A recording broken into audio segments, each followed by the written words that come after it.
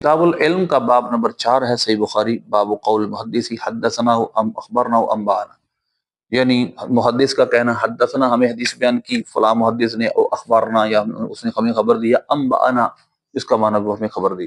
क्या इनमें फर्क है कोई या नहीं? इमाम बुखारी के नजदीक इनमें से कोई फर्क नहीं है, एक दूसरे की जगह ये सब इस्तेमाल हो सकते हैं। बाकी मुहद्दिसीन का कौल क्या है, पहले हम रिवायत सुनते हैं उसके बाद बात करते हैं। इमाम बुखारी फरमाते वक़ाल लना, हमें बयान किया अल हुमैदी, इमाम बुखारी के उस्ताद हुमैदी ने, और हुमैदी मुसनद हुमैदी जो मशहूर है वो उनकी किताब ही है। तो ये फरमाते हैं ये इब्ने उयैना के पास थे, हद्दसना व अम्बाना अखबरना व अम्बाना व समिअतु वाहिदा। ये देखिए उन्होंने कहा कि इमाम बुखारी ने ये तालीम बयान की है, हदीस रिवायत करते वक्त साहबी कभी कहते हद्दसना, कभी कहते अम्बाना, कभी कहते अखबरना, कभी कहते समिअतु, यानी बात एक ही है और वो एक ही चीज है, कोई इसमें फर्क नहीं। मतलब इमाम बुखारी नजदीक इन तीनों अल्फाज में कोई फर्क नहीं है। कि फरमाते काला इब्न मसूद रदियल्लाहु अन्हुमा अन्हु हद्दसना रसूलुल्लाह सल्लल्लाहु अलैहि वसल्लम व हुवा सादिकुल मस्दूक क़ाल शकीक अन अब्दुल्लाह समिअतु नबी सल्लल्लाहु अलैहि वसल्लम कलिमतन व क़ाल हुज़ैफा हद्दसना रसूलुल्लाह सल्लल्लाहु अलैहि वसल्लम हदीसें।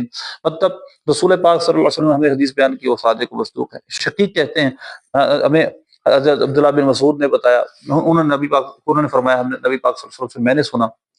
और इसी तरह कौल हुज़ैफा फरमाते हैं कि हमें नबी पाक सल्लल्लाहु अलैहि वसल्लम दो हदीसें बयान की। तो इमाम बुखारी का इन अल्फाज को लिखने का मतलब यह है कि तीनों ही इस्तेमाल करना एक जगह दुरुस्त है, एक बात को बयान करने के लिए हद्दसना अम्बाना अखबरना भी दुरुस्त है, समिअतु भी दुरुस्त है। अबू आलिया कहते हैं इब्ने अब्बास से, आगे देखिए इमाम बुखारी फरमाते हैं क़ाल अबू आलियत अन इब्ने अब्बास अन नबी सल्लल्लाहु अलैहि वसल्लम फीमा यरवीही अर रब्बी, नबी पाक सल्लल्लाहु अलैहि वसल्लम अल्लाह से रिवायत करते हैं।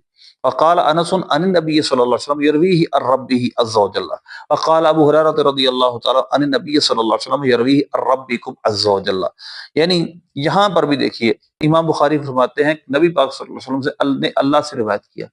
तो यहाँ पर भी जो इमाम बुखारी बयान करना चाहते हैं कि जो हदीस मुअनअन है, यानी जो अनअन से रिवायत की जाने वाली हदीस है, वो दुरुस्त है। अनअन की रिवायत बयान करना दुरुस्त है, जबकि वो उसकी सनद मुत्तसिल कहीं और जगह हो, और शर्त यह है रावी और मरवी अनहु की मुलाकात हो, मुलाकात साबित हो।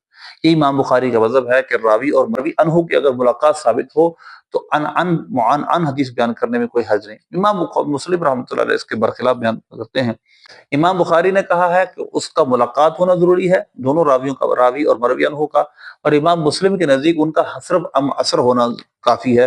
अगरचे इमाम मुस्लिम ने बड़ा सख्त इस पर इमाम बुखारी पर एतराज़ात भी किए हैं सही मुस्लिम के मुकदमे में, लेकिन बहरहाल इमाम बुखारी का ये मौक़िफ़ है कि अगर हदीस अनअन वाली हो और रावी और मरवी अनहु की मुलाकात साबित हो जाए तो फिर हम रिवायत करेंगे, ये इमाम बुखारी की शर्त है।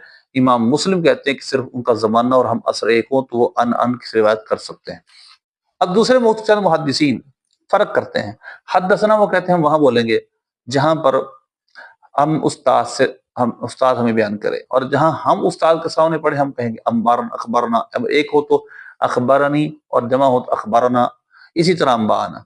लेकिन जब उस्ताद हमें सुनाए तो हम कहेंगे हद्दसना। ये फर्क बाद मुहद्दिसीन और तरह भी करते हैं, इब्न हजर अस्क़लानी रहमतुल्लाह ने और भी फर्क बयान किया है।